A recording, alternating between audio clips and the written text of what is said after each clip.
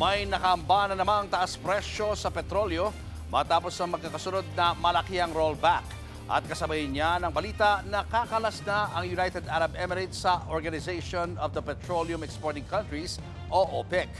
Live mula sa Mandaluyong, nasa frontline na balitang yan si Gerard de la Peña. Gerard, magtutuloy nga ba ang taas presyo dahil sa pagkalas ng UAE sa OPEC?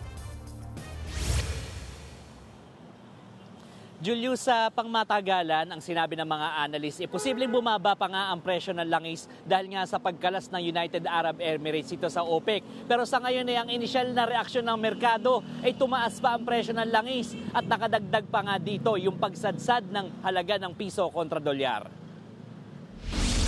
Matapos ang tatlong malakihang rollback, posibleng magkaroon na ng oil price hike sa susunod na linggo dahil yan sa pagtaas ng presyo ng langis sa global market. Ayon sa mga source ng News 5, sa industriya, posibleng umakyat ng piso hanggang 3 piso ang kada litro ng diesel, habang piso hanggang 2 piso naman ang maaaring madagdag sa kada litro ng gasolina. Base yan sa 2 araw na trading. Ngayon pa lang, napapakamot ulo na ang mga tsuper.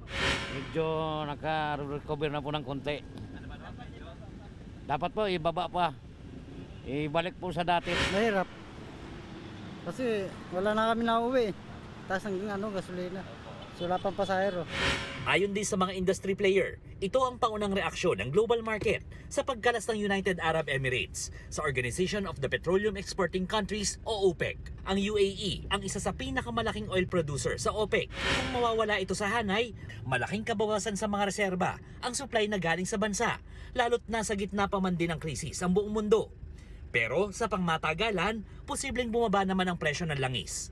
Makakalaya na kasi ang UAE sa mga kota sa supply na minamandato ng OPEC. Theoretically, it should lead to lower oil prices eventually because that's the whole point of a cartel. Basically, OPEC is like De Beers for diamonds. Basically, diamonds are expensive because De Beers basically limits the supply of diamonds so that the price doesn't go down. Sa isang online economic briefing na pinangunahan ng Makati Business Club, naniniwala ang mga eksperto na matatapos na ang gulo sa pagitan ng Amerika at Iran. Makakaapekto daw kasi ito sa politika sa Estados Unidos at gayon din sa relasyon nito sa mga bansa, kabilang na ang China. Sa ngayon, naniniwala naman ang mga eksperto na tama lang ang ginagawang targeted subsidies ng pamahalaan para sa pampublikong transportasyon. Sisimulan na rin daw ang programa sa mga probinsya at magtatagal habang may pondo pa.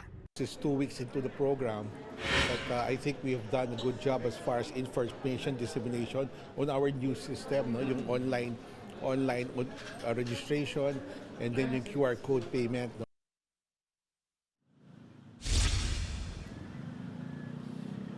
Julius, bukod naman sa pagtaas ng presyo ng langis o yung posibleng pagtaas ng presyo ng langis sa susunod na linggo, bahagya namang bababa yung fuel surcharge na sinisingil ng mga airlines sa mga pasahero nito. Kanina, in-announce ng Civil Aeronautics Board o CAB na ibinaba nito sa level 18 yung fuel surcharge mula sa kasalukuyang level 19. Ibig sabihin nito, pwedeng madagdagan ng around 2,000 pesos hanggang 14,500 pesos na fuel surcharge yung mga international flights at nasa around 593 hanggang 1,734 pesos naman yung sa domestic flights.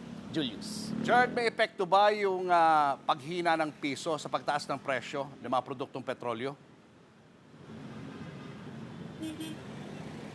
Oo, Julius, malaki ang epekto ng pagbagsak ng halaga ng piso sa kontra-dolyar dito sa pagtaas ng presyo ng langis. Kasi as we all know, imported yung binibili nating langis at kapag imported, syempre, dolyar ang ibabayad natin. So kung mas mababa yung halaga ng piso kontra dolyar, ibig sabihin nun, mas maraming piso yung kinakailangan nating ibayad para lang makabili ng langis, for example.